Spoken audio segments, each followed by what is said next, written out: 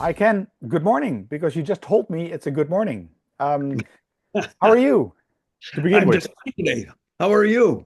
I'm fine as well. It's an afternoon here. The recording of this podcast, for those of you who are listening in the future, is October 15, 2024. And it's slowly getting autumn here, and here is Paris in this case. And I know you told me you're in San Francisco, but I have more questions for you. And one of those questions is, tell us a little bit about yourself, who you are, where do you come from originally? Where are you now? San Francisco, you told me that already. And what is your so-called cultural frame of reference? Sure. I grew up in Michigan, and Uh-huh. I grew up in a town that's actually quite famous today for the wrong reasons, Flint, Michigan. When Okay. I was a child, my father got a job teaching at General Motors Institute Right. in Flint, Michigan, the only automotive school in the automotive engineering school in the world. But he wasn't teaching engineering, he was teaching organizational behavior. He was a very, very, very culturally astute and open minded man. He encouraged us to travel abroad. So, first big landmark in my life was I studied in Germany for several years and ended up with a PhD in German studies. Holy I taught moly. at a number of universities, and eventually I got tired of being poor and ended up going to business school. I went to Harvard Business School. When I graduated, I got my first job in business being a banker, a lender actually, in a technology lending unit Hmm. in Boston, focused on providing debt to venture backed technology companies. And in a manner of speaking, I've done that now for about 40 years. My career high, the high point of my career, I think, was I was CEO of SVB for 10 years, following which the board sent me to China to build a bank in China. A joint venture bank with the Chinese Communist Party in Shanghai, also focused on venture backed technology companies.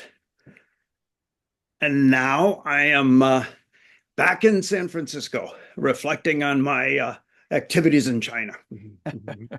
Okay, so I got a couple of questions with this, which is, so did this going into banking solve your issue in terms of tired of being poor? I'm not asking for numbers, by the way. It did not make me rich. Okay. Okay. Well, that's all I need to know. And so does that mean, I mean, so you did studies in Germany, in German as well, the German language? Yes, into the German language. Wow. Yeah, and I actually ended up teaching in the German language for a number of years. That said, please don't test me because I haven't actually had an extensive conversation in German for a number of decades. Also doch, das soll ich nicht machen, okay? Yeah. All right. Well, it's good having you here, and it's an interesting story. I mean, I did some preparation and some reading up on you, on what you do. It's China for some reason. I don't know if it's destiny or some sort.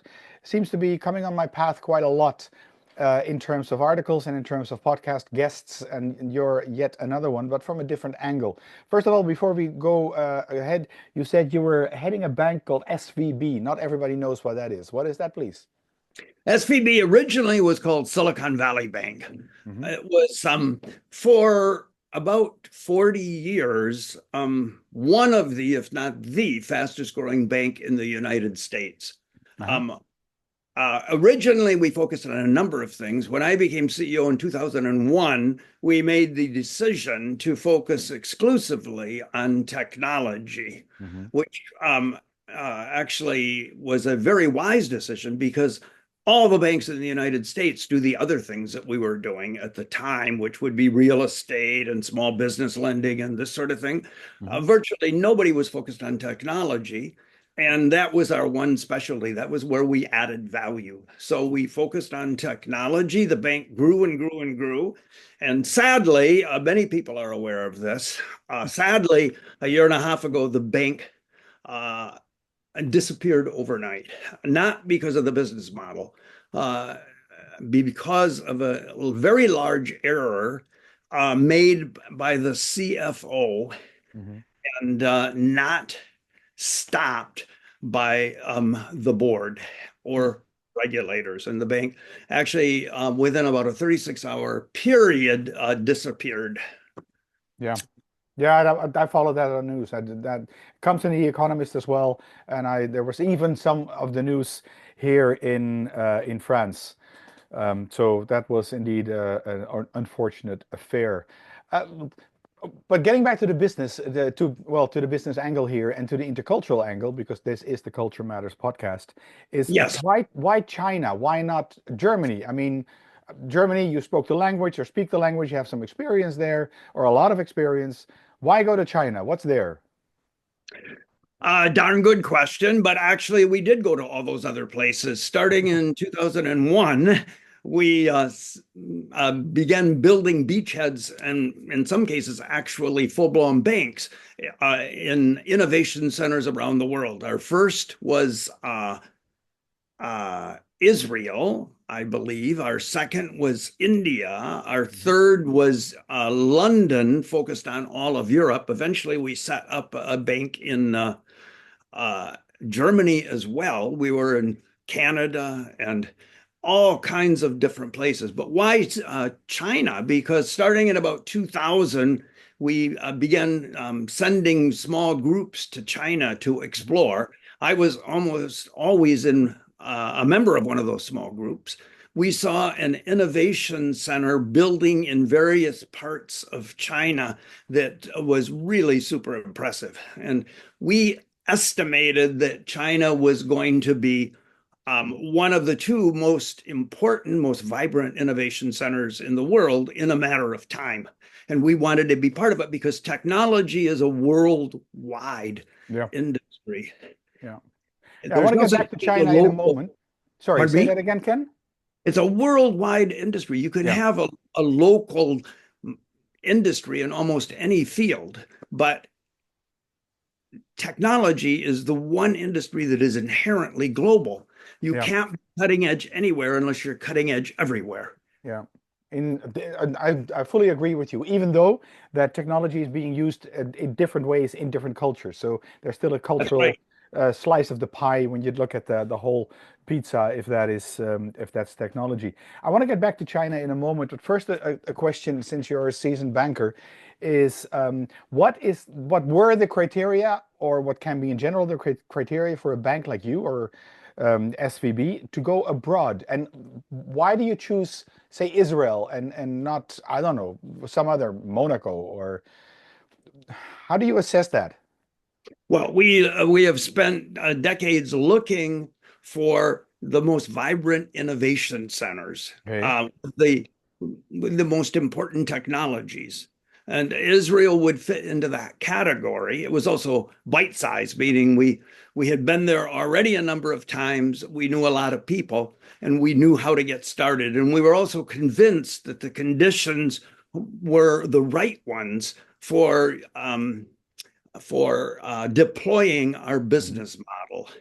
And our business model was really quite simple. I'll describe it in a sentence so that you understand why China looked good at first, anyway.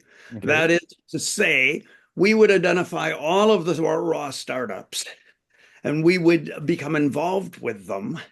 As soon as they raised venture capital money from bona fide venture capitalists, we would we would leverage that venture capital equity with what we call venture debt in order to make it go further. And that's why any one of these innovation centers seemed ripe for us Hmm. because those conditions were present. Okay. I'm not much of a banker. Actually, I'm a psychologist, so numbers don't really are not really good for me. But nonetheless, I follow what you're saying. And it's so basically what you're saying is that that is risk based. It's a It's risk assessment. Yeah, it's risk based. And it's a question of having the conditions in place Yeah. that make our business model feasible. Okay. All right. Well, that's good. Um, then I want to get back to China, and also because you wrote this book, and where do I have it? I have it here. Um, I had it here. No, no, it's. Sorry, it's a bit messy here. Um, yeah, that's the book is called The China Conundrum, correct? The China Business Yeah, Conundrum, to be complete. that's right. Is it out already? Because I got your email a little, or It's where? out in mid-November. It'll be out in 3 or 4 weeks. Okay, And it's mid-November. actually And called The China Business Conundrum. And then the subtitle, which is equally important, is ensure that win-win yeah, doesn't mean that you lose twice. yeah. Okay, that's another question I had reading the title of this book. First of all, explain to us in your terms, in this context, what is a conundrum? This is mainly for the people that are not fluent in English, because that's about 50% of the audience, please. A conundrum is a puzzle that's very, very difficult to solve. Okay, like an enigma in a way. Is that another Enigma, word? like an enigma. And Okay. the subtitle is based on the fact that at least in most Western countries, people are familiar with the concept of negotiating in a way that results in a win-win. Both parties win. Yes. In China, um, that phrase is used often, win-win, but more, in my opinion, to placate those of us who are negotiating in Hmm. China, so that we get deluded into believing that we too will win, but often as not, we lose twice, so to speak. Yeah. And they win-win, but they Yeah, win-win on one side only. So yeah. explain to us, how did this go? What is this? Is this malignant business? Is China state control? Is it just the way this is how you do business? And if you don't get it, it's your loss. I'm here to win, and if you don't do the same, then you lose. But that's not my problem. Where is this? Where does it hurt?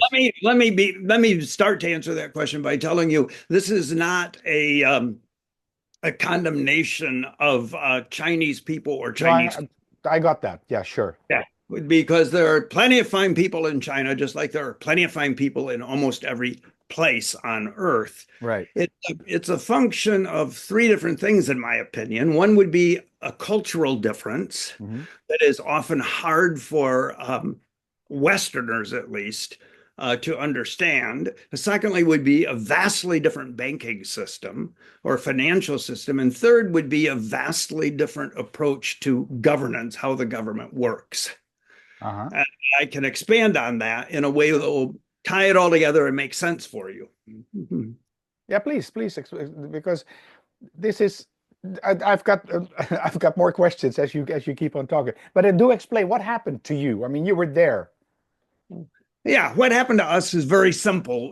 We fell victim to a very common pattern, which you will see if you were to delve deep into the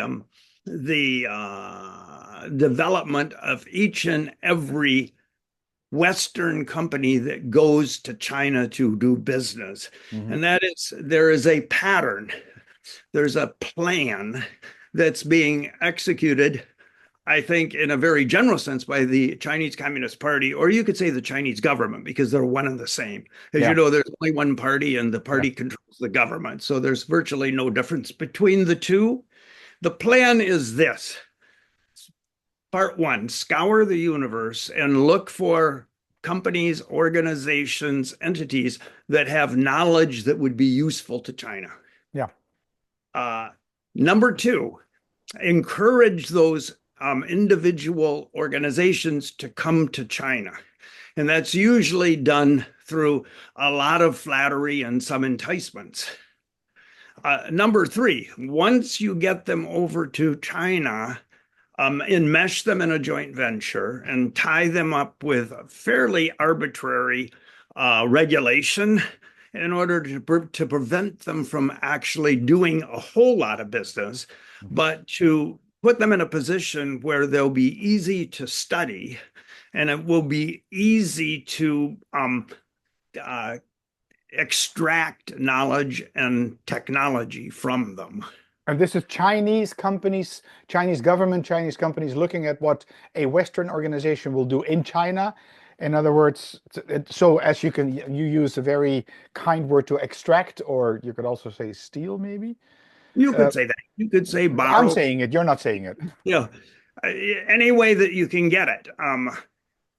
And then eventually use that technology to create a competitor that will initially compete only within China Mhm. against the Western company, but eventually will become so successful that it will begin competing globally as well.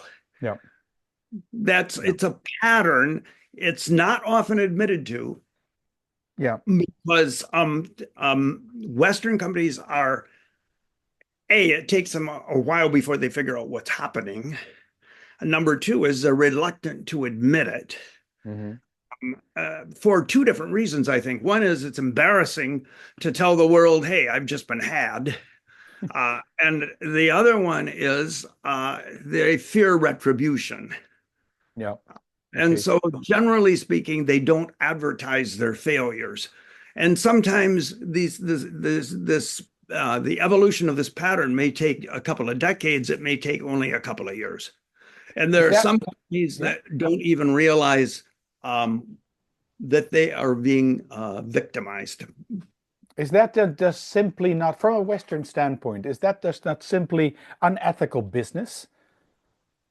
It depends on your view of ethics. It's not so much unethical, although you could say that. It's more a question of look, China has a very strong belief Hmm. that they were humiliated by Western powers for 100 years or 150 years, depending on who's telling the story. It's the Yeah, 150 years of humiliation, beginning with the Opium Wars in the 1840s. yeah, And we're all lumped together because even though those were initiated by England, in the blurry, somewhat blurry rendition of history, we're all in this together. yeah. Meaning, it's as much the fault of the French and the Americans as it is the English, Agree. and we've been so they've been taken advantage of. The Chinese Communist Party liberated China in 1949, and now it's their turn, and we owe them. So it's okay to entice our organizations to come to China Hmm. and to any way possible. If we're willing to give it to them freely, they certainly aren't anxious to Yeah, steal it, yeah. but they want our knowledge. And so in their view, it's not unethical. It is this, it's payback time, and this is what they're doing. That's exactly right. And quite frankly, a lot of, I would say, extremely, maybe overly open minded Americans Hmm. um, will respond to this by saying, look, we did it to England 150 years ago or Yeah, 200 years ago. Why should we be so upset that they're doing it? China's doing it to us now. yeah. Now you have experience in Germany. How many years did you spend there? Five, six Five. years? Yeah, 5 years. So Yeah. you have an ample experience in Germany. You understand the system in Germany. You understand the German if it exists. And being American, is it more difficult for, say, an American to do this in China? Is it probably possibly easier for a German to do this in China? Or is it just, I mean, is there any say Western culture, New Zealand, Australia, Europe, and North America? Are they better? Is any of these countries better equipped to do this in China? Well, yeah, it's funny that you should ask that question, and I will give you an honest answer. That Please. said, it's hardly scientific, and there are people who would fault me for answering the way I'm going to. But I would say that we Americans are unique in our naivete. That in general, the European powers, France and England and Germany, are have done a better job in dealing with China than we have. In the Because, past or in the or currently or in the future? well, in the past and to a certain extent currently, Okay. to a certain extent currently, and it's also it's part of the I think the American psyche that we tend toward being somewhat naivete. I mean, think about Europe. Most Europeans by the time they're in their late teens, have already been in 4 or 5 different countries. I mean, Yeah. you can traverse 4 or 5 different countries in a matter of days. Yes. We have to go pretty far away to get to another country, and if we do, it's either Canada or Mexico. Mm. So that's number one. And number two is I don't know about a situation in Europe, but I do know that everybody in my age bracket who grew up in business in the US had to take a negotiation course at some point in time. And the negotiation course was based on a book called Getting to Yes, Yeah. which was a product of the Harvard negotiation project Yeah. about 40 years ago. And Getting to Yes is it's almost became a religion with my generation. We felt that what our job was really and truly to get together with the other party, try to figure out what they need, express what we need, and work very hard to satisfy both parties. Mm. The negotiations in China are not at all about that. Negotiations in China are all about winning and leverage. And the good negotiator within the Chinese system Mhm. figures out what his or her leverage is, figures out what the other person's leverage is, seeks to maximize their own leverage and minimize the other party's leverage. Yeah. Which is their win-win situation. That's their Harvard or Beijing or Shanghai negotiating program. It's exactly right, and it's ancient, it's cultural. It's Yeah. not a product of the Chinese Communist Party, although I would say the party maximizes it. Yeah. Yeah. Yeah. True. So okay, now here we are. So it's the way that you say, okay, the Americans are somewhat gullible in terms of okay, I can do business with you, I trusted you, and we will get the most out of this. We will get to yes, the two of us. It's the system in China at this moment. What do I do? I've got my business. I want to expand to China, or I want to outsource some stuff to China. Now, what do I do? I don't Well, do. you're I don't asking the go. most the difficult question. Yeah. My book does a better job of explaining what has happened and will happen if you go there. I'm a little less strong on how to solve the problem, Yeah. but I can tell you what I believe to be the case Right. um, Okay. based on my own experience, and I was there a number of years. Number one is uh, try to avoid, for number one is prepare yourself. Uh-huh. Most Americans go to China without adequate preparation, including me. Preparing yourself doesn't necessarily mean learning Mandarin, because that's very difficult, although it would be a desirable. Preparing yourself, it means going there without anything at stake for a couple of years so that you can absorb the the culture and better understand the psyche and the mores and the business practices. But we go there typically without much preparation and immediately begin negotiating, Mm. and we're going we'll fall there are pitfalls along the way that we don't recognize adequately in advance. Yeah. So that would be number one, adequate preparation. Number two is don't be try to avoid being gullible, because we consistently fall for the same thing over and over and over again. And I'll give you a very simple example. You're Mhm. in conversation with a Chinese business partner. Within an hour or so, the person on the other side of the table says, you know, talking with you is such a pleasure. I feel like we're so much on the same wavelength. It's almost like we're old friends. Mhm.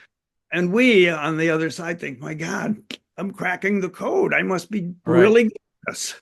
But in point of fact, all that is a signal that in about 10 minutes, they're going to ask you if you can help them get their son or daughter into Stanford.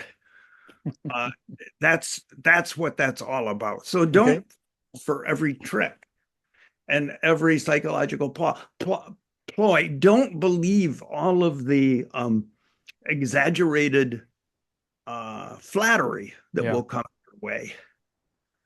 So that would be number two. And number three is when you negotiate, make sure that you have leverage and make sure that you can figure out how to maintain it. And in the tit for tat that emerges from a negotiation, make the other side do their part first, then do your part, but make sure that it's not a huge part.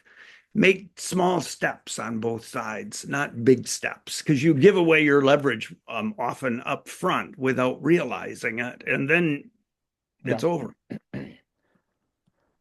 I think you've just answered my one but last question, Ken, already. Because we're about half an hour in the conversation here, and so my question is, or still is maybe, can you give us 3 tips to become more culturally competent from your personal or business experience?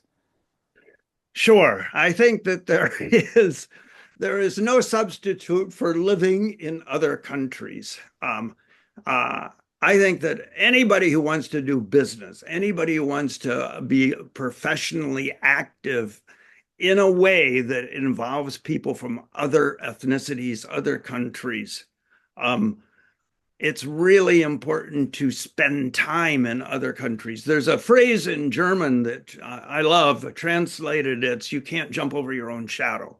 Uh-huh. Uh, the best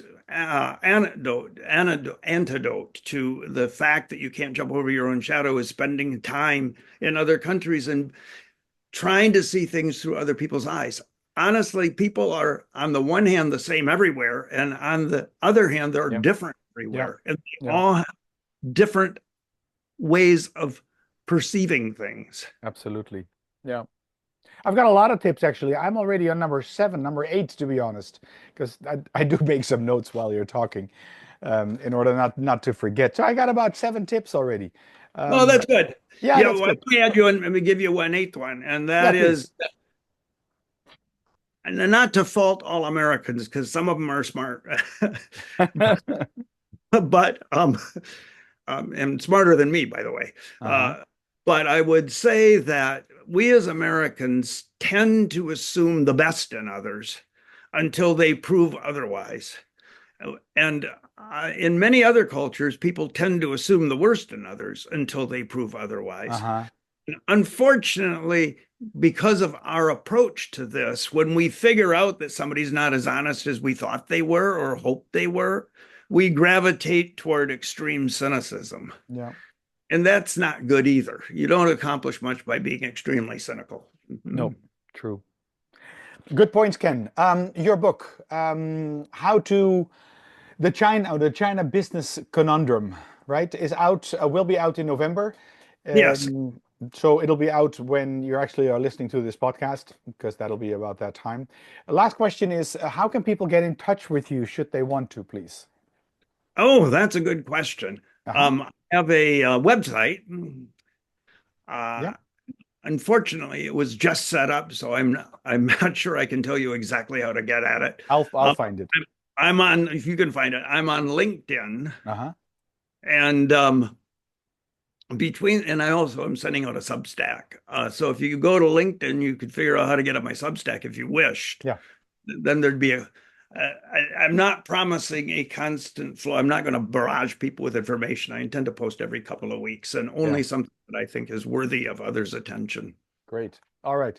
Thank you so much, Ken, for your time and your early wake up on your side of San Francisco. And I'm going to say goodbye to you from Paris. I'm pretty sure we'll talk to each other in the future. Thank you so much. I appreciate it. Thank you.